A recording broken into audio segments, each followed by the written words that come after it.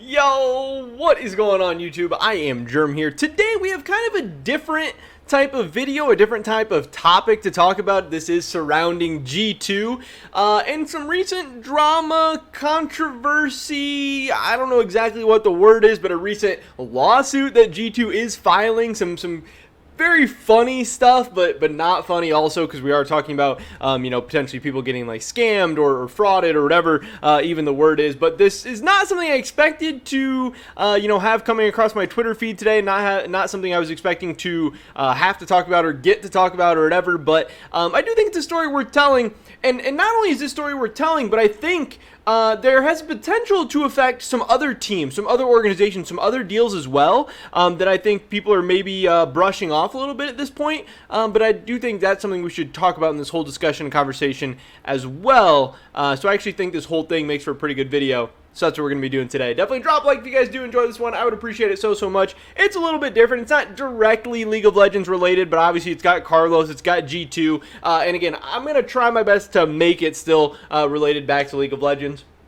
Subscribe to stay up to date on all my latest content. That would be absolutely insane as well, helping us run those numbers up. I've been checking the statistics, and like the percentage of people that aren't subscribed, it's going down, and that could mean just those people are watching less, or it could mean you guys are actually subscribing. Either way, thank you so much. With that being said, let's get right into this. So what we are talking about today is this. I forgot to change my thing. Hold on, let me get this fixed. Okay, now I'm clicking on the wrong thing. Let me get this pulled up. All right, here we go. Take two. We got this from Leader Grev on Twitter. I can't remember exactly what this guy is. He is the editor for the Washington Post, and he tweeted out this, which was pretty crazy. New G2 Esports is suing the blockchain tech company Bondly, alleging that it botched a deal for the development and sale of G2 branded NFTs. It filed the suit on March 16th in the Los Angeles County Superior Court. And then they have this article, obviously, again, on the Washington Post. And this is crazy because this is dating back, I want to say, I don't know exactly when the tweets were, but I have some of the stuff here, June of 2021. And yeah, so this was like 9 months ago, 8 months ago, something like that. This was a while ago, so it's kind of something that people have forgot about, if you haven't been following G2 super closely. And obviously, even if you have, there hasn't been a lot of this stuff going on because, hey, this deal didn't really work out. But what this article says is a new lawsuit filed by G2 Esports in the Los Angeles County Superior Court on March 16th accuses a blockchain company, Bondly, of botching a deal for the development and sale of NFTs based on this esports brand's IP intellectual property. In the filing, G2 alleges that Bondly misled leadership at the gaming and entertainment company about its capabilities and failed to meet deadlines for deliverables, including payments to G2, resulting in damages of over $5 million. Now, this is not good. And obviously, G2 has a lot of money. They have big investors. They're a very, very successful team. They are a global brand. They're making a ton of money. But also understand, money in esports in general is not great. Money in esports in general is hard to come by. Most teams are not even profitable. I'm not exactly sure if G2 is profitable or not. This isn't exactly something that people openly talk about. I would assume they're doing pretty well, though, even if they're not profitable. Their business is definitely growing. They have just insane amount of values in a lot of their stuff, like their IPs and like their brand. And this is definitely not a great look for their IPs. This is definitely not a great look for their brand. This is definitely a little bit of a black eye. And it's part of the reason why they're asking for over $5 million in damages. But again, if this actually did cost them over $5 million, that's tough. That's not great. And I don't think it's going to affect G2 too much. I don't think this is like, oh, now they're not going to be able to get good League of Legends players, or oh, now they're, the fans are going to notice some kind of difference. It's not like the content's going to get worse, the team's rosters, anything's going to get worse. It's obviously not going to be great, and they're going to try and get as much money this back as they can, but hey, if Bondly doesn't have this money, they might struggle to get this money back. They might never get it back. This could be a big issue. But yeah, pretty much, Bondly went to them and was like, hey, we're not going to be able to, deliver on these NFTs. We're not in a spot that we're going to be able to do that. They say here, they are past the point of being able to successfully deliver an NFT program. And then, they tried to come to an agreement. G2 was unwilling to work towards a mutually agreed upon solution. G2 was like, hey, you already got to, have the brand reach and everything that comes with us. We've tweeted about this, we've hyped you guys up, and now you guys aren't delivering. You can't just back out. There's no agreement. We did our part. You guys got to do yours.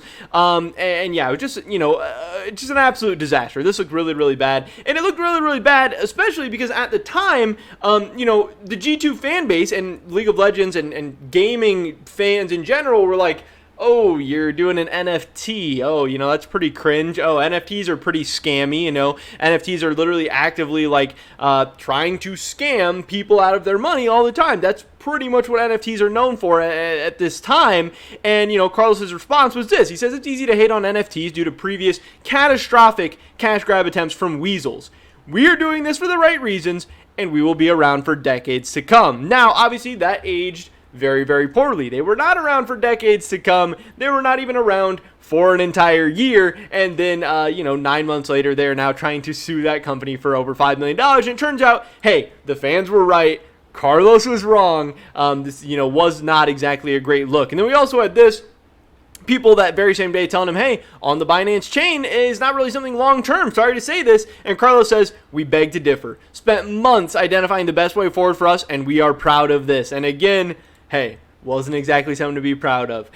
You didn't really identify a great thing here. Now, obviously, it's not all Carlos's fault. Obviously, a lot of it has to do with Bondly. They're the ones to blame here. They're the ones trying to scam. They're the ones who did not deliver on their end of the deal and all that stuff. But hey, this is a big I told you so moment for a lot of G2 fans, for a lot of esports fans, and for just detractors of NFT in general. And kind of crazy, again, $5 million in esports, that's not a small amount of money that they're claiming in damages. So it'll be very, very interesting to see how this is all going to play out. But how I want to relate this to other teams and League of Legends more directly, is the fact that there's a lot of other deals going around. You have the TSM FTX deal. You have C9 blockchain. And I'm not saying that C9 blockchain or TSM FTX is anywhere near as risky or as unstable or, whatever, as Bondly as an NFT deal, because I don't think crypto and NFTs are the same. I think NFTs are way, way, way worse. And honestly, I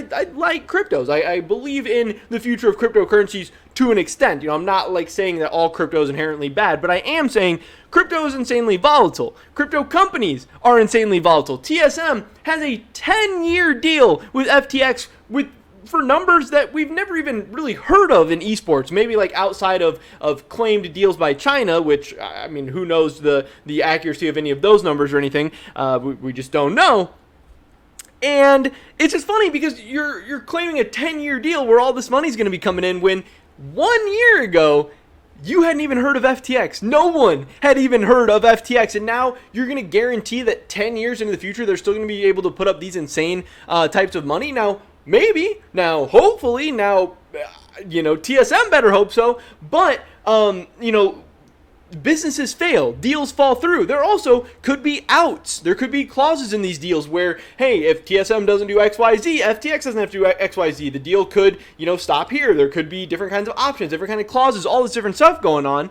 Or the companies could go under. The companies could fail to deliver. TSM could fail to deliver. There could be so many different variables at play here. And I just think it's kind of interesting. Yes, everyone is talking about how set for the next 10 years as TSM is with this FTX deal. And I've been talking about this Cloud9 blockchain deal. And I just think that this whole G2 Bondly situation, again, FTX, blockchain, they are much more reputable and much more well-established than Bondly. They're in a much better place financially and all this stuff. But just understand that, people like FTX are handing out all kinds of these crazy deals. It's not like TSM is their only client. It's not like TSM is their only crazy deal.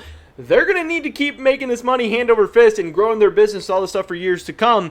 And this stuff's expensive. And hey, just because, times are good right now, just because the money's coming in right now, 10 years is a long time in business and in the world and in life. 10 years is unheard of in esports.